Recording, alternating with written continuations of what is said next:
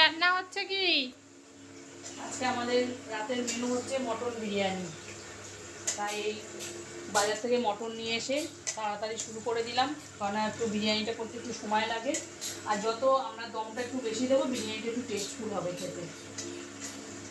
আর এই শুরু করে দিলাম তাড়াতাড়ি, কারণ রাতে বিরিয়ানির কথা শুনলে তো তাড়াতাড়ি খিদে পেয়ে যায়, সেই জন্য একটু তাড়াতাড়ি শুরু করে দিলাম বিরিয়ানিটা বানাতে।